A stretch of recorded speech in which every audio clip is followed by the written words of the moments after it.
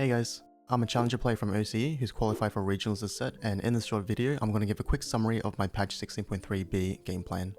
So starting off with just a list of comps for this patch. With the nerfs to Fast 9, I probably wouldn't be playing any Fast 9 comps anytime soon. Right now it's mostly a Fast 8 meta. There's 5 comps right now that I'm playing pretty much every single game, which are Void Kai'Sa, Seraphine Lissandra, Ionia Yunara, Slayers, and Demacia. Shadow Isles Kalista is playable, but you need a very specific Viego opener with some decent items. You have to tempo win streak with that comp, otherwise it's not really playable. Warwick, even with the changes to his unlock conditions, still doesn't really seem that great. He uses basically the same items as the Slayers comp, and I think the Slayer comp is just much better than Warwick at the moment. So if you do have those fighter items like Titan, Sterak's BT, I'd probably lean more towards Slayers. Aurelion Sol was quite a menace going to patch 16.3, but they did nerf him quite a bit in the B patch, so I probably wouldn't touch Aurelion Sol anytime soon, unless if you manage to hire an early Taric with a bunch of Leonas. Otherwise, you might as well just play Seraphine Lissandra since they use the same items as Aurelion Sol, and you can stabilize a lot more easily on level 8 as well. For the reroll comps, we have Sona, Echo, Yasuo, Ishtalbar, Viego, and Jinza reroll, which are all playable from the right spot. For this video, I'm going to quickly go through the first 5 comps that I have on my list. But before we get into that, let's talk about what to do if you have no opener. So if you find yourself in a situation where you have no upgrades at all, then you do have a couple of options. The first one is to click on an econ augment, which is true even if you do have an opener. Econ is really important this set. The extra econ is going to help you level earlier and have more gold to hit your units. Next, you can click on augments that give you direction, so augments that give you emblems like spreading roots, or augments that give you units like 2-trick, which not only gives you direction but also helps you win streak in the early game. Next, you can play around those early unlockable units. If you have an early Scion with some AP items, I'll try to unlock Blanc and play towards something like Seraphine Lissandra. Keep in mind that a 1-star 3 cost is about similar in strength compared to a 2-star 1 cost. You can also unlock Orianna if you have some Piltover units in the early game, as well as Poppy if you're like 2 out of 3 Demacia. And lastly, you can think about playing towards a reroll comp. If you're playing a 2-cost reroll comp, make sure to roll down on 3-2 to hit your 2 stars and stabilize. As for the comps you want to play from a lost streak, my go-to would be Void Kai'Sa, especially the Zorn variation, since you can easily unlock the Singed, Kai'Sa, and Rift Herald.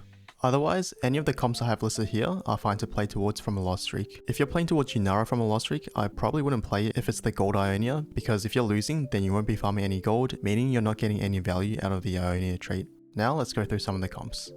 Firstly, we have Void Kai'Sa. To play this comp, you definitely want to have 2-1 Void, as that allows you to unlock Rift Herald the round after stage 3 carousel. For the mutations, you're looking for Iron Carapace and Spitter Spines, but if you do have a strong early Void opener, for example a Kog'Maw 2 with like a Guinsoo's, I'd probably play towards Void no matter what the mutations are. I believe the general consensus is still that AD Kai'Sa is slightly better than AP Kai'Sa, but it just depends on what items you get dropped. On level 8, I like to default to the Zorn variation if you have Singed unlocked, otherwise I'll play a Bruiser and Juggernaut frontline.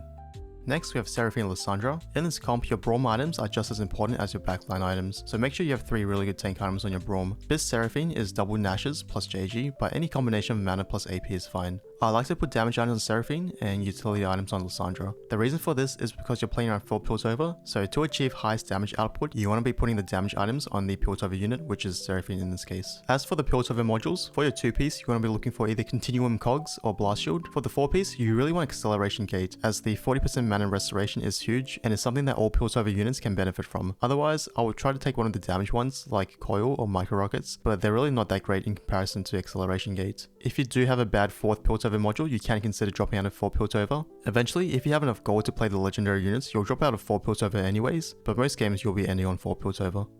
Next, we have Ionia Yunara. Not a lot to go through for this one. For the paths, I'd say Gold is the best one, followed by XP, Blades, and then Spirits/Transcendent. With the nerfs to Kraken Slayer, Titan's Resolve is a lot better on Yunara. Titans is really good if you have the Blades Ionia, the one that triggers extra attacks, because that allows your Yunara to stack the Titans really quickly. For this comp, set positioning is really important. How early he does his sit-ups can easily win or lose you the fight, so make sure you position him on the side of the enemy carry so he can go down in HP faster and do sit-ups earlier. For positioning, I like to default position my Yunara and Set on the right side. Since Set has to run to the bottom right side of the board to do his sit-ups, if he starts running from the top left of the board, it takes about like 3 seconds to get to the bottom right, compared to if he starts running from the top right of the board, it takes about 1 second. Also, when he comes back from his sit-ups, if Yunara is on the right side of the board, then there's a good chance that Set will be targeting the same unit as Yunara. Next, we have Slayers. There's a couple of variations to this comp depending on what you unlock, but no matter the variation, most of the time you're going to be playing Ambessa and Belveth duo. You can reroll GP, but with the nerfs to build shorter, it's going to be a lot harder to get GP3. For items, I like to prioritize Ambessa items over Belveth, and then utility, and then finally tank items. Belveth's best item is probably Kraken Slayer, but in the early game, you probably want to have a good item holder for Kraken Slayer, as you're playing around units like Briar and Kiana, who are much better at holding items like Titans, Hodge, and Sterax. In other words, you'll be building Ambessa items in the early game and slowly build towards Belveth items as you get towards stages 4 and 5. Since they've made it that you always get an offensive Void mutation first, you always want to play at least 2 Void in this comp. Ideally, you have Rift Herald unlocked, but if you don't, that's completely fine. You can just play Wukong for 2 Bruiser, or just play Juggernaut frontline. Aatrox is nice to have, but definitely not mandatory. To unlock him, you need 40% starting Omnivamp on a unit, which usually is either through having double BT on any unit, or BT plus Hodge on a Slayer unit.